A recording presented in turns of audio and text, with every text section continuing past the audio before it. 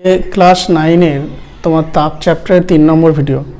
প্রথম হচ্ছে সম্পৃক্ত বাষ্প, অসম্পৃক্ত বাষ্প, আর্দ্রতা এইসব নিয়ে বলছি। তাহলে প্রথম হচ্ছে এটা আমরা জানি যে পুকুর বা নদী নালার জল সবসময় কী হয়, বাষ্প হতে থাকে। মানে বাষ্পায়ন কিন্তু সব উষ্ণতাতেই ঘটে, কিন্তু যদি ফুটন বলা হয়, ফুটন কিন্তু আর নির্দিষ্ট উষ্ণতায় ঘটে। মানে জল যেমন 100 ডিগ্রি সেলসিয়াস উষ্ণতায় ফুটন হবে, তাহলে বাষ্পায়ন সব উষ্ণতাতেই ঘটে। অর্থাৎ বাষ্পায়ন হওয়ার জন্য তাহলে কী হবে, বাতাসে জলীয় বাষ্প থাকছে। তাহলে বাতাসে কত পরিমাণ জলীয় বাষ্প থাকছে এটাকে নির্দেশ করার জন্য বলা হচ্ছে আর্দ্রতা। এবার কোনো নির্দিষ্ট উষ্ণতায় এবার সম্পৃক্ত বাষ্প বলতে কি বোঝায়? সম্পৃক্ত বাষ্প, সম্পৃক্ত বাষ্প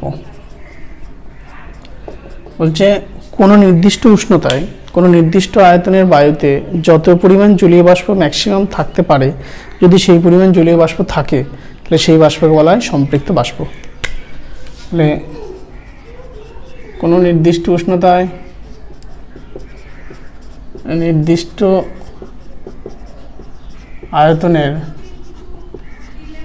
আয়তনের বায়ুতে যতটা জলীয় বাষ্প থাকতে পারে, যতটা ম্যাক্সিমাম আর কি জলীয় বাষ্প থাকতে পারে সর্বোচ্চ পর্যায়ে,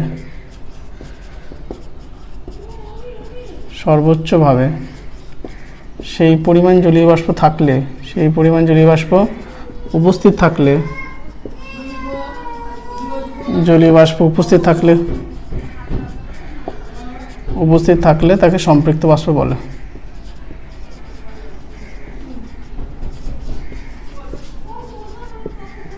সম্পৃক্ত বাষ্প বলে। এবার ধরো যে পরিমাণ জলীয় বাষ্প থাকতে পারে তার থেকে যদি কম জলীয় বাষ্প থাকে বা অসম্পৃক্ত বাষ্প বলে।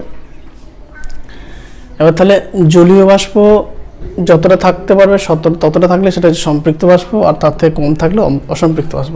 তাহলে যে সম্পৃক্ত বাষ্প সংজ্ঞাটা লিখলাম, এখানে কিন্তু নির্দিষ্ট উষ্ণতা কথাটা বলা আছে। কোন নির্দিষ্ট উষ্ণতায়, এখানে নির্দিষ্ট উষ্ণতায়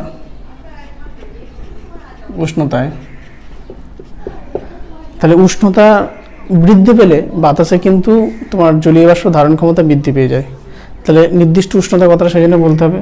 আর নির্দিষ্ট আয়তন বৃদ্ধি পেলে জলীয় বাষ্প পরিমাণ মানে ধারণ ক্ষমতা তখন বৃদ্ধি পেয়ে যায়। তাহলে এটা হচ্ছে সম্পৃক্ত বাষ্প গেল। বাতাসে আর্দ্রতা প্রধানত দু প্রকার, একটা হচ্ছে পরম আর্দ্রতা, একটা হচ্ছে আপেক্ষিক আর্দ্রতা। তাহলে পরম আর্দ্রতা বলতে কি বোঝায়? পরম আর্দ্রতা হচ্ছে প্রতি ঘনমিটার বায়ুতে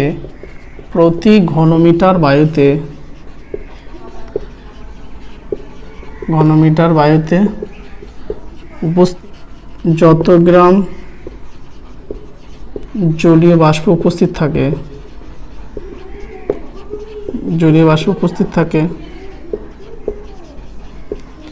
তাকে বলে পরম আর্দ্রতা।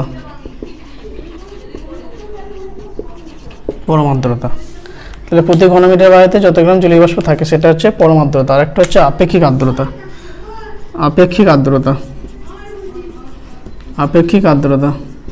আপেক্ষিক আর্দ্রতা হচ্ছে কি, কোনো নির্দিষ্ট উষ্ণতায়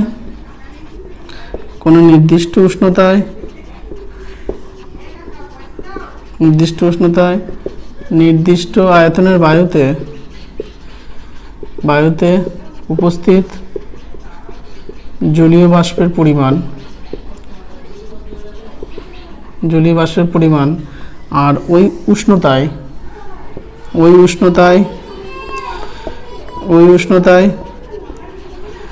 ওই আয়তনের বায়ুতে,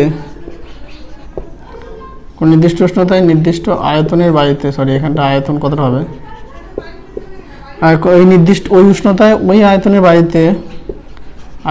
বায়ুকে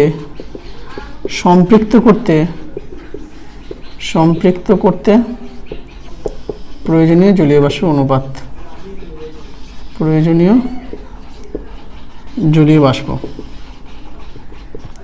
অর্থাৎ ম্যাক্সিমাম যতটা পরিমাণ জলীয় বাষ্প থাকতে পারে সেইটা নিচে হলো, আর উপরে হচ্ছে যতটা পরিমাণ জলীয় বাষ্প আছে। তাহলে আপেক্ষিক আর্দ্রতার মান যত বেশি হবে তার মানেটা কি বোঝাচ্ছে, বাতাসে জলীয় বাষ্পের পরিমাণ বেশি হচ্ছে। সেই জন্যই তোমরা দেখবে বিভিন্ন খবরে যদি যখন আবার খবর বলে যে আপেক্ষিক আর্দ্রতার মান যেদিন থেকে বেশি বলবে সেদিন মানে বৃষ্টি হওয়ার সম্ভাবনা বেশি থাকে। আবার শীতকালের দিনে যেমন কি আপেক্ষিক আর্দ্রতা কম থাকার জন্য আমাদের ঠোঁট গাল কী বলে ফাটে, সেই জন্য কি বিভিন্ন রকম ক্রিম ব্যবহার করতে হয় শীতের দিনে। আবার তোমার গ্রীষ্মকাল অপেক্ষা শীতকালে আবার জামা কাপড় অনেক সময় তাড়াতাড়ি শুকায়, কেন? বাতাসে আপেক্ষিক আর্দ্রতা কম থাকছে, তাহলে বাতাসে জলীয় বাষ্প কম আছে, তাহলে সেই জলীয় বাষ্প কম থাকার জন্য মানে থেকে জামা কাপড় থেকে জলীয় বাষ্প তাড়াতাড়ি শোষণ করে নেয়, ফলে তাড়াতাড়ি শুকিয়ে যায়। তাহলে মানে গ্রীষ্মকাল অপেক্ষা অনেক শীতকালে আপেক্ষিক আর্দ্রতা কম থাকার জন্য এই ঘটনাটা ঘটছে। শিশির পরে কোন সময়? শিশির পরে কি? ভোরের দিকে। সারাদিনে দিনের বেলা কি হয়, সূর্যের আলো থাকার জন্য প্রচুর হিট থাকে, হিট থাকার জন্য বায়ু জলীয় বাষ্প দ্বারা সম্পৃক্ত হতে পারে না। এবার যখন সন্ধ্যে থেকে ক্রমশ রাত হতে থাকে, সন্ধ্যেবেলা ডুবে গেছে, তাহলে ক্রমশ মানে ওয়েদারটা কী হচ্ছে, ক্রমশ ঠান্ডা হতে থাকছে। ঠান্ডা হওয়ার জন্য ওই বায়ুটা ক্রমশ জলীয় বাষ্প দ্বারা সম্পৃক্ত হয়ে যাচ্ছে, এবং সম্পৃক্ত হওয়ার জন্য জলের ছোটো ছোটো কণাগুলো একসাথে হয়ে বড় কণায় পরিণত হচ্ছে, এবং ভোরের দিকে শিশির আকারে তোমার ঘাসের ওপরে পড়ছে। যে উষ্ণতায় বায়ুমণ্ডল ওই জলীয় বাষ্প দ্বারা সম্পৃক্ত হয় সেই উষ্ণতাকে বলা হচ্ছে শিশিরাঙ্ক। এবার বায়ুমণ্ডলের উষ্ণতা ক্রমশ যখন শিশিরাঙ্গের নিচে নামতে থাকে তখন জলীয় বাষ্প দ্বারা প্রচুর পরিমাণে সম্পৃক্ত হয়ে যাচ্ছে, এবং সেটা ক্রমশ বাতাসের যে ধুলো বালি কয়লা গুঁড়ো এইসবের ওপর কুয়াশার আকারে কী হয়, ভেসে থাকে। সেই জন্য মানে গ্রাম অঞ্চলের থেকে শহরাঞ্চলে কুয়াশাটা বেশি দেখা যায়, কারণ শহরাঞ্চলে ধুলো বালি এসবের পরিমাণটা বেশি থাকে বলে মানে বাতাসের উপর ভর করে থাকার ক্ষমতাটা বেশি, তাহলে কুয়াশাটা বেশি দেখা যায়। আর জলের উপর যে কুয়াশা হয় সেটাকে বলে। আর হচ্ছে জলের ব্যতিক্রান্ত প্রসারণ।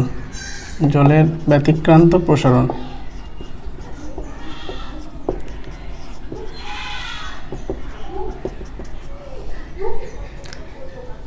আমরা কি জানি, ঘনত্ব সমান ভর বাই আয়তন। এবার জলের ক্ষেত্রে উষ্ণতা যত বাড়তে থাকে, তাহলে এখানে যদি উষ্ণতা লিখি, উষ্ণতা যত বাড়তে থাকে তার আয়তন প্রথমে কমে।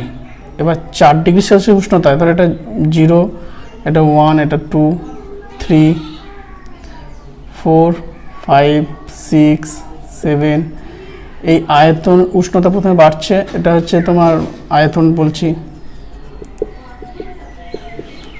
উষ্ণতা প্রথমে বাড়ছে, আয়তন ক্রমশ কমছে, এবং 4 ডিগ্রিতে আয়তনটা সর্বনিম্ন হলো, এবং তারপর আবার আয়তন বেড়ে গেল।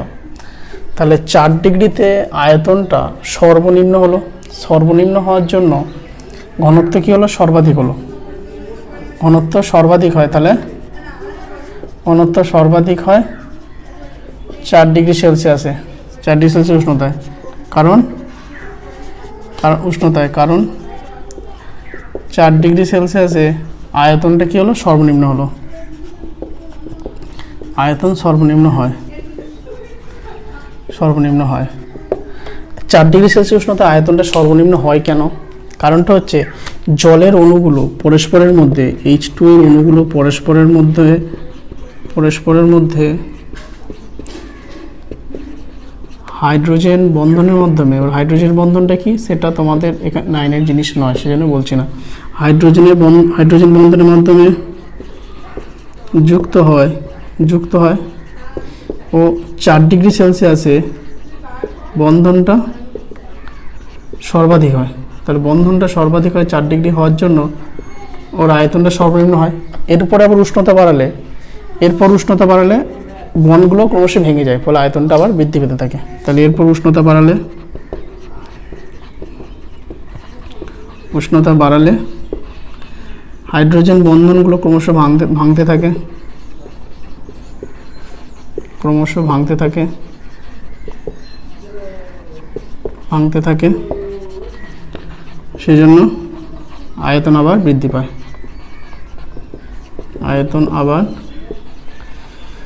বৃদ্ধি পায়। তাহলে এই যে প্রথম 0 ডিগ্রি থেকে উষ্ণতা বৃদ্ধিতে জলের আয়তন হ্রাস, এবং 4 ডিগ্রিতে আয়তন সর্বনিম্ন, এবং তারপরে আবার আয়তন বৃদ্ধি, এই ঘটনাটাকে বলা হয় জলের ব্যতিক্রান্ত প্রসারণ। এবারে জলের ব্যতিক্রান্ত প্রসারণের জন্য সুফলও আছে, কুফলও আছে। প্রথমে কুফল বলি। কুফল হচ্ছে কি, মোটর গাড়ি রেডিয়েটার বা কোনো পাইপে যদি জল জমে বরফ পরিণত হয়ে যায়, তাহলে বরফ পরিণত হলে কী হবে, তার আয়তনে বেড়ে যাবে। আয়তনে বেড়ে যাওয়ার জন্য জল জমে বরফ পরিণত হলে আয়তনে বেড়ে যাবে, তাহলে পাইপটাকে ফাটিয়ে দিতে পারে। সেটা হচ্ছে কুফল। আর সুফল কি? সুফল হচ্ছে তোমার শীতপ্রধান অঞ্চলে অর্থাৎ যেখানে ঠান্ডা প্রচুর বেশি, সেখানে কি হচ্ছে, তোমার ওই জলটা জমে উপরের অংশের জলটা প্রথমে বরফে পরিণত হচ্ছে। তাহলে বরফে পরিণত হওয়ার জন্য তার জল থেকে বরফে পরিণত হলে আয়তন তার বৃদ্ধি পায়। নর্মালি আমরা কি জানি, কোনো লিকুইড থেকে কঠিন হলে তার আয়তন কিন্তু হ্রাস পায়, কিন্তু জলের ক্ষেত্রে মানে লিকুইড অবস্থা থেকে কঠিন অবস্থায় জল তরল থেকে বরফে পরিণত হলে তার আয়তন কিন্তু বৃদ্ধি পায়। তাহলে আয়তন বৃদ্ধি পাওয়ার জন্য কী হবে, ঘনত্ব হ্রাস পাবে। তাহলে ঘনত্ব যার কম সেই জিনিসটা কি উপরে ভাসবে, তাহলে বরফটা উপরে থাকবে, মানে জলের উপরে বরফ থাকবে।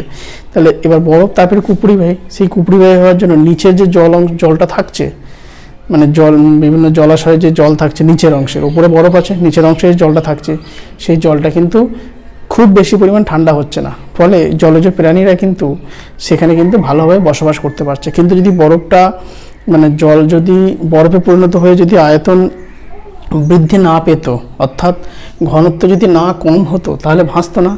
তাহলে না ভাসলে তাহলে জলাশয়ের নিচের অংশের জলও প্রচুর ঠান্ডা হতো, ফলে জলজ প্রাণীদের বাঁচতে খুবই অসুবিধা হতো। তাহলে এটা হচ্ছে জল বরফে পরিণত হলে যে আয়তনে বৃদ্ধি পায়, সেটার একটা সুফল।